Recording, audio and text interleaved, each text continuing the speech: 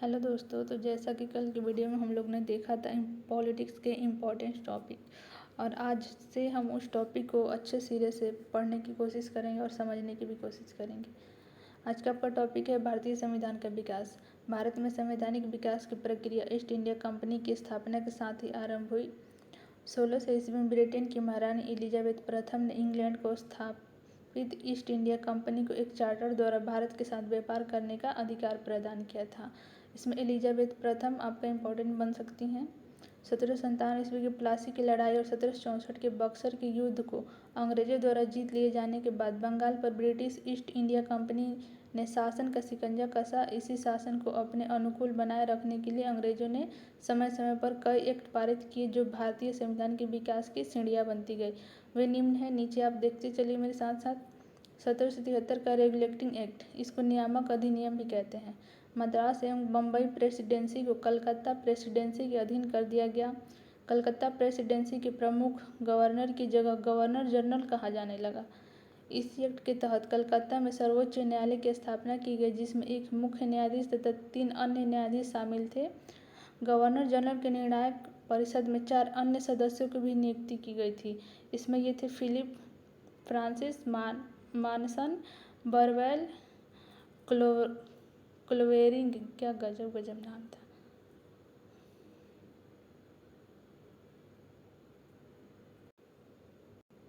आगे देखिए, इस सर्वोच्च न्यायालय के प्रथम मुख्य न्यायाधीश सर एलिजा एम्फी थे, जबकि अन्य 3 सदस्य चैम्बर्स, लेमेस्टर और हाइड थे। इस सर्वोच्च न्यायालय को दीवानी, फौजदारी, नौसैनिक और धार्मिक मामले की सुनवाई का अधिकार था।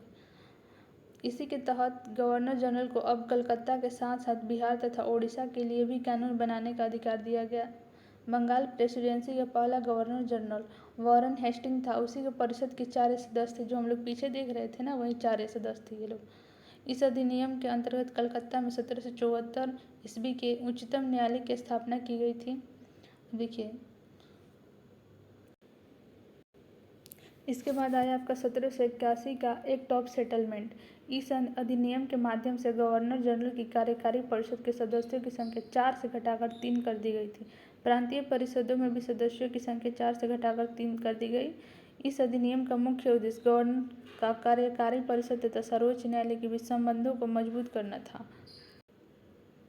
अगला देखिए, 1784 का पिट्स इंडिया एक्ट।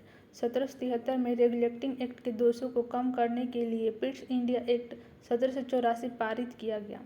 पहली बार ईस्ट इंडिया कंपनी द्वारा अधिकृत क्षेत्र को ब्रिटिश अधिकृत प्रदेश कहा गया। 6 कमिश्नरों के नियंत्रक बोर्ड की स्थापना की गई। इसे बोर्ड ऑफ कंट्रोल कहा गया। बोर्ड ऑफ कंट्रोल आपके एग्जाम में पूछा हुआ है। बोर्ड ऑफ कंट्रोल के सदस्यों की नियुक्ति ब्रिटिश क्राउन, या उसको शॉर्ट में ताज कहते हैं, द्वारा की जाती थी। आपका नेक्स्ट है 1786 का अधिनियम। कॉर्नवालिस के संबंध में यह अधिनियम लाया गया, जिसमें गवर्नर जनरल को मुख्य सेनापति घोषित कर दिया गया। गवर्नर जनरल तथा प्रधान सेनापति दोनों पदों पर एक व्यक्ति की नियुक्ति से परिषद के निर्णयों पर वीटो का अधिकार गवर्नर जनरल को प्राप्त हुआ। परिषद के निर्णय को रद्द करने का अधिकार इसी को दिया गया। अगला देखें, 1793 का चार्टर एक्ट। इस एक्ट के द्वारा कंपनी के व्यापारिक अधिकारों को 20 वर्ष के लिए बढ़ा दिया गया। इस एक्ट के तहत बोर्ड ऑफ कंट्रोल के अधिकारियों का वेतन भारतीय कोष से मिलने लगा। इससे पहले वो शायद अंग्रेज लोग देते होंगे। बंगाल के गवर्नर जनरल को बम्बई तथा मद्रास का पर्यवेक्षक बनाया गया। अगला देखिए, 1813 का चार्टर अधिनियम। इस एक्ट के द्वारा ईस्ट इंडिया कंपनी के वाणिज्यिक एकाधिकार, जिसको शॉर्ट में आप या फिर दूसरा नाम इसका व्यापारिक अधिकारों को समाप्त कर दिया गया। चीन तथा चाय के व्यापार पर कंपनी की एकाधिकारिकता बनाए रखी गई। ईस्ट इंडिया कंपनी के अधिकार पत्र को 20 वर्षों के लिए बढ़ा दिया गया। भारतीय शिक्षा पर प्रति वर्ष 1 लाख रुपया कंपनी द्वारा व्यय किए जाने का प्रावधान किया गया। वो कंपनी देता आपको। 1813 से पहले ईसाई पादरियों को भारत में आने की आज्ञा नहीं थी, परंतु 1813 के बाद, इस अधिनियम के बाद ईसाई पादरियों की आज्ञा प्राप्त करके भारत आने की सुविधा मिल गई। ऐसे ही छोटी छोटी वीडियो में हम पॉलिटिक्स को अच्छे से कवर करने का कोशिश करेंगे और रोज़ के रोज़ याद करने का भी कोशिश करेंगे। धन्यवाद।